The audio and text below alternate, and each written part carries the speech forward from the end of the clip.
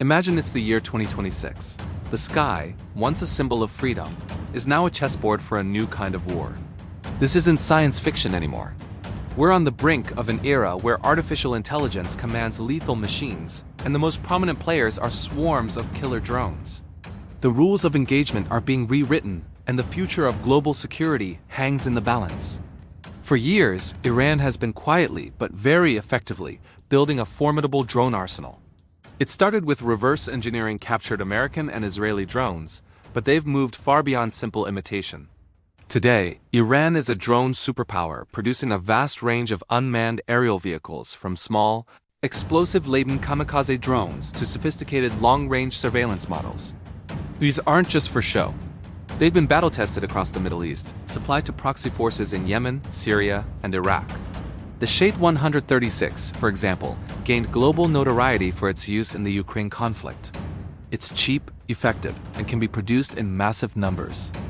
This proliferation has democratized air power, giving non-state actors and smaller nations capabilities that were once reserved for major military powers.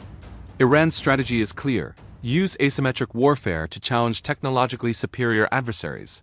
Their drones are the perfect tool for this, creating a constant, low-cost, high-impact threat that's incredibly difficult to defend against. Now, let's take this a step further. What if you could command an entire army of these drones with just your voice? This is the next frontier: voice-controlled drone swarms. Picture a single operator speaking a command, like, "Find and neutralize all enemy armor in this grid." Instantly, hundreds, maybe thousands of interconnected drones coordinate their actions.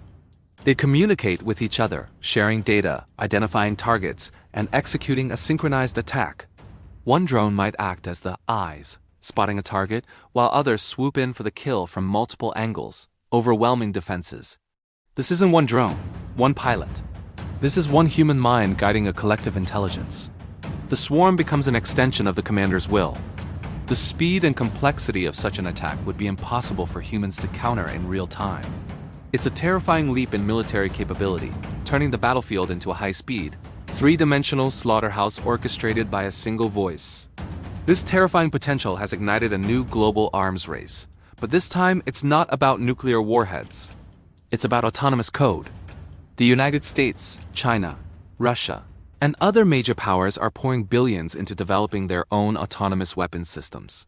The Pentagon's Replicator initiative, for instance, aims to deploy thousands of autonomous systems across multiple domains within the next 2 years. The goal is what military strategists call mass, the ability to overwhelm an adversary with sheer numbers. China is also making massive strides, integrating AI into every level of its military with the explicit goal of achieving battlefield superiority. This competition is creating a dangerous feedback loop. As one nation develops a new autonomous capability, its rivals feel compelled to develop something even more advanced to counter it.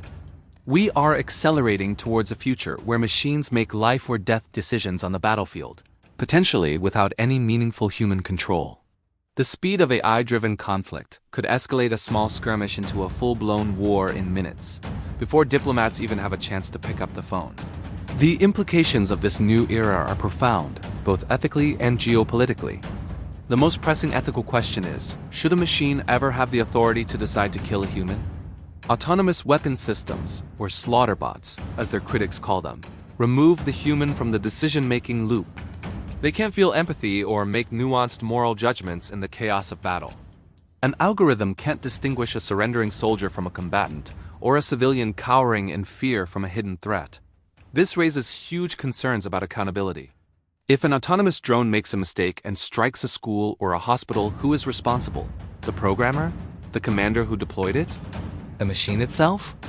This ambiguity could erode the very foundations of international humanitarian law. Geopolitically, the spread of these weapons will destabilize the world. They lower the barrier to starting a conflict and could empower extremist groups with devastating new capabilities. We could see a world of perpetual low-level warfare fought by machines, making peace an increasingly distant dream. The path we are on is a perilous one. The development of voice-controlled drone swarms and fully autonomous weapons represents a fundamental change in the nature of warfare itself. It's a race that, once started, may be impossible to stop. Activists and many scientists are calling for an international treaty to ban lethal autonomous weapons, much like the bans on chemical and biological weapons. They argue that we must draw a red line and insist on meaningful human control over the use of force.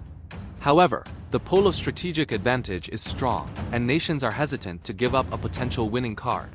The decisions we make today in our research labs and our halls of government will determine whether the skies of 2026 and beyond are filled with instruments of peace or with autonomous swarms that could unleash a level of destruction we can barely comprehend. The clock is ticking and the future of humanity is quite literally at stake. Thank you so much for watching. This is a complex and vital topic, and we've only scratched the surface. What are your thoughts on AI in warfare? Let me know in the comments below. If you found this video informative, please hit the like button and subscribe for more deep dives into the technology shaping our world. Stay curious, and I'll see you in the next one.